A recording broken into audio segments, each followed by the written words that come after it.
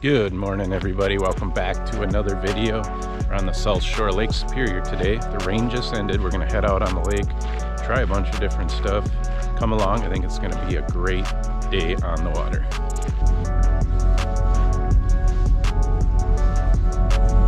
Everything start up okay? Yeah, real good. Ready to go? I'm ready.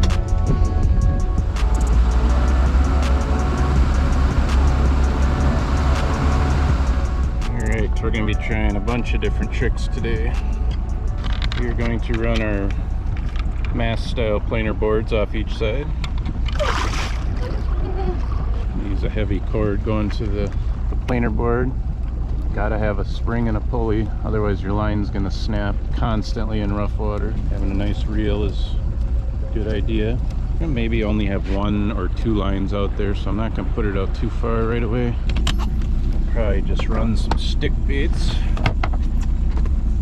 and maybe chartreuse, fast track, bomber. Not all of our reels have line counters, so we use these clip-on ones. They work pretty good. On our board lines, we're going to let out 100 feet. We'll do more when it's calm and sunny out, but got a nice little chop and we got some overcast skies, so fish shouldn't be too spooky. To attach the line to the planer board line, we're going to use these alligator clips. They have rubber part that clips onto the monofilament or braid, and this clips over the top of the planer board line.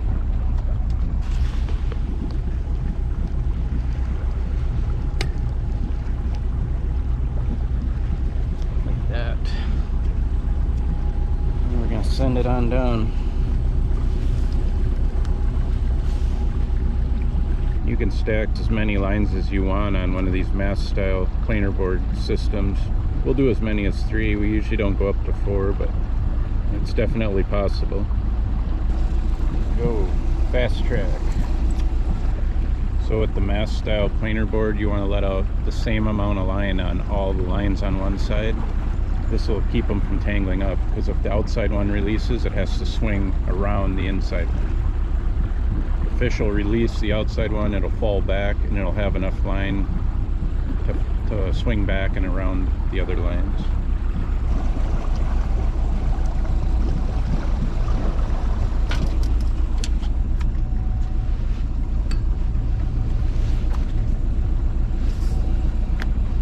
We're going to be using Canon Magnum 5 electric downriggers.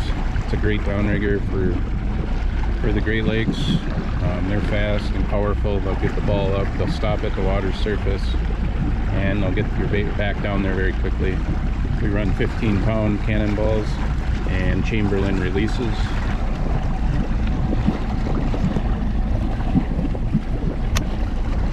We're going to run the orange herring dodger, just the small size. Behind that, we're going to run some of my hand-tied bucktail flies. I've got a red stinger with some tinsel, orange and chartreuse. Should be good. I'm going to run this one real close to the back of the boat. I'm just going to get it back in the prop wash a little ways. Coho won't be afraid to come up to the boat and bite, so we're not going to let this out too far. So on these Chamberlain releases, you have 2 settings. You have this knob here that sets the release when the fish hits, and then you have a setting here, so when you want to take the line in, you can pop it off, and that allows you to tighten the line down when you get the rod in the holder as well.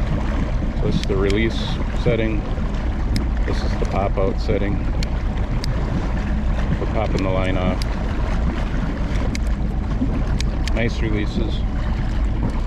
To set it, take the line and make a bunch of loops, maybe 5 or 6, 7. I'm going to take that loop, put it over the hook, and snap it into place.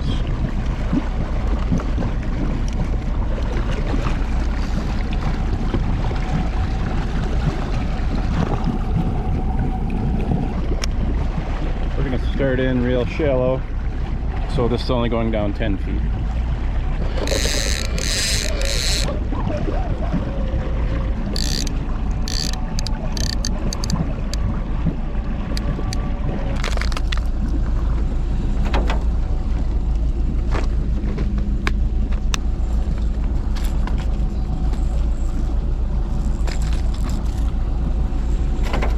right, we're gonna set up the other side, do a Smithwick Rogue. Gold and orange is always good. And just do the exact same thing as we did on the other side, just with different lures. So with the Reef Runner, it's a blue and magenta color. We've caught several fish on this bait here. These run a little deeper, 10 to 15 feet. This one we're gonna run a secret weapon rig. It's got a liter of mono to the lure and then 3 colors of lead core, and we'll get that line all the way out past that 3rd color of lead core, and then we'll hook it to the downrigger, release. What that does is it gets the line down below the ball of the downrigger and gets any fish that might be, you know, spookier of the boat. It's going to get that line down below the downrigger and further back behind the boat. Gives it a little bit different action too, is that lead core doesn't flow through the water quite as smoothly, so it's like a slow gradual back and forth.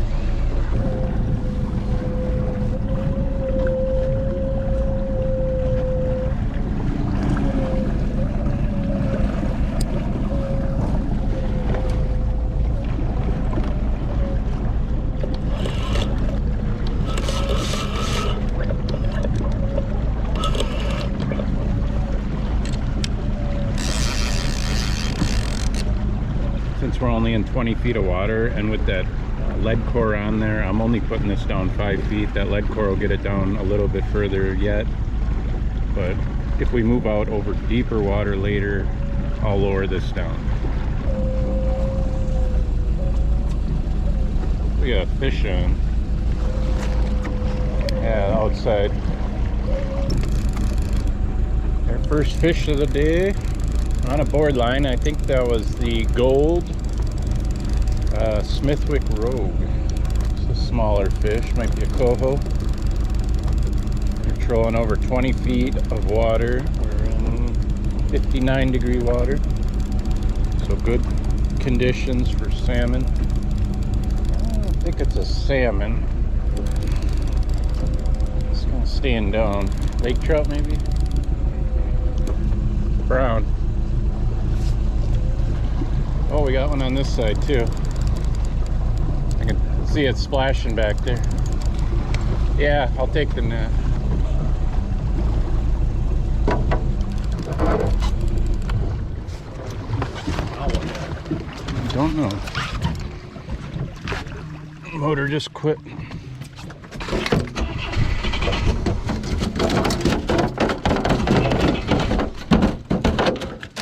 Without warning, the main boat engine dies suddenly. After several failed attempts to restart the engine, we try to start the kicker motor, but it won't start either. When trolling with planer boards and downriggers, maintaining forward movement is critical to preventing major line tangles. Dead in the water, our boat starts to slowly spin and drift towards shore. We're lucky it isn't windy. We rush to reel in all the lines and make sure they are clear of the engines before attempting to start them again. We have determined that the kicker won't start due to a fuel delivery issue. I quickly fix the leak in the gas line and the flooded engine slowly comes to life after continuous cranking. What a relief. On our way back to the launch, I checked for loose electrical connections and found none. The ignition coil is extremely hot, leading us to believe it has failed. We encountered the same issue once before. After making a few phone calls, we find a replacement coil available in a town 40 minutes away. There is still hope of getting back on the water today. We obtain the new coil. It's a good fit, and we cross our fingers as we attempt to start the engine. Yeah,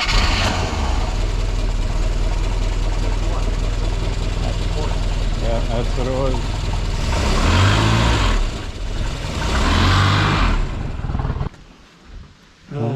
That guy right there was the culprit. That'll leave you dead in the water. Probably not a bad thing to have a spare, because they're not that expensive, and I'm going to put it right down underneath this. It'd be easy to change out on the water. Yeah, so. Well, here, I'm going to put it in that. When I get another one, I'll put it right down there. So this one's no good, obviously. Wow, thank you, Lance. Yep, that's good. Let's get back out there. All right, after our engine died out on the lake, here we are about 4 hours later. We got that coil changed out and the engine started right up in the yard, so we're gonna try and get back out on the lake and see if we can make a day out of this. But right when we ended out there, we had 3 fish on all at the same time. We got the brown and then 1 small brown, and then I saw another fish thrashing on a board line that got off when everything went down. So it was just chaos. We're back in action. We're gonna get out there. Hopefully the fish are still biting. As you can see, conditions have changed. It's much brighter out. We got a little bit of a breeze, but we're gonna try and put those lines out a little bit further away from the boat and hopefully get right back on some fish. Let's go do it.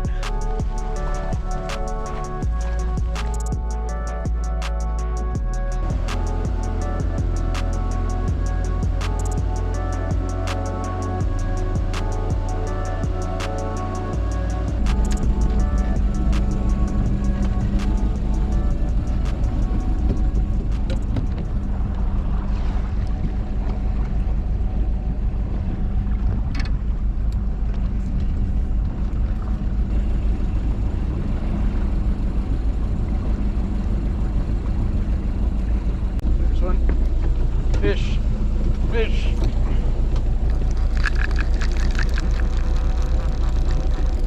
Fish on. That was a reef runner. Hooked up again. Bunch of stuff on the surface here. Released right away. Seems to be swimming at the boat at the moment. Might be a salmon. You want to get the net ready? Right here. Yeah, nice coho.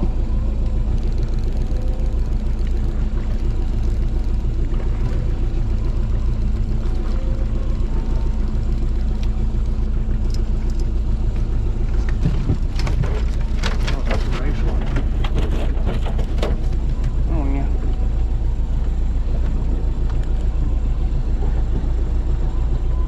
Going on yet?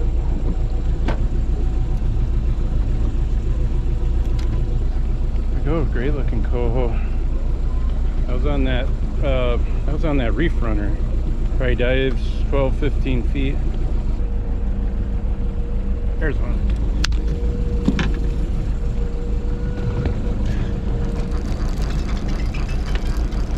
Come on, pop.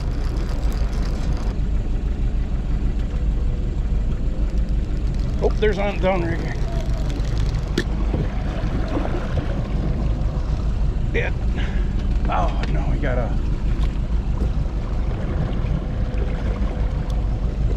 downrigger fish got a board fish is still on.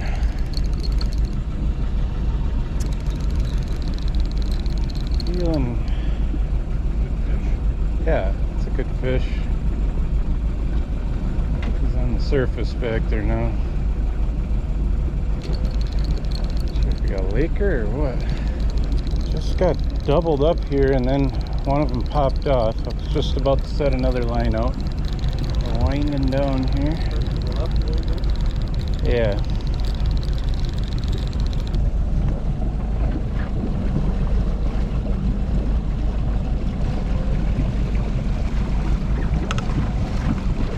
Got him.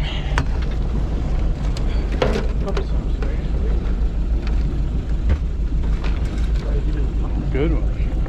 It's a nice lean fish. That'll go good on the grill or the smoker. Oh my. Great fish. Nice lean fish.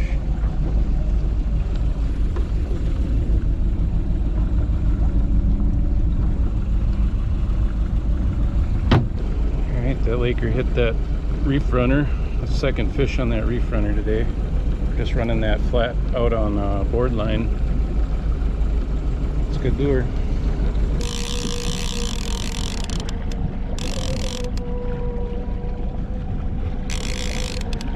It's an unforgettable day. Yep, it was definitely eventful. And unforgettable.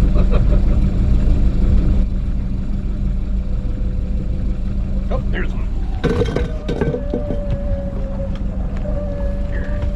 Dad. Here. Reel him in. Hooked up on a downrigger shaker. It's 30 feet down on a spoon.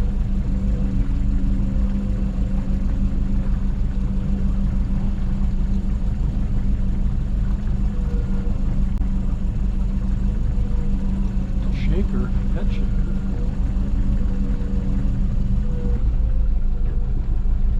Just made a turn out and we are hooked up. It isn't that we haven't caught fish, it's just that not very often.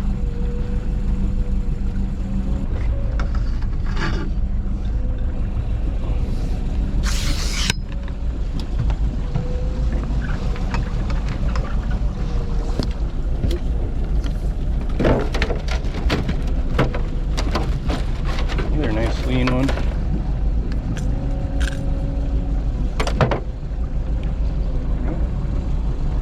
Good job.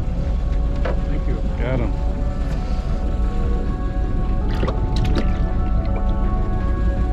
That one came on that watermelon color Laker taker flutter spoon. Got it down on the downrigger, 30 feet down. The sun is setting and it's time to pull in the lines and reflect on an eventful day. The day started off great, but then quickly went south. However, it ended on a good note with a few nice fish. Being prepared for adversity while on the water can make a bad situation only a minor issue. We learned that having a good set of tools, spare parts, and a reliable kicker motor is a must when venturing out on the Great Lakes. These massive bodies of water are unforgiving, and any precautionary measures should be taken. We hope you enjoyed today's video. We enjoyed making it, and until next time, we'll see you out on the water.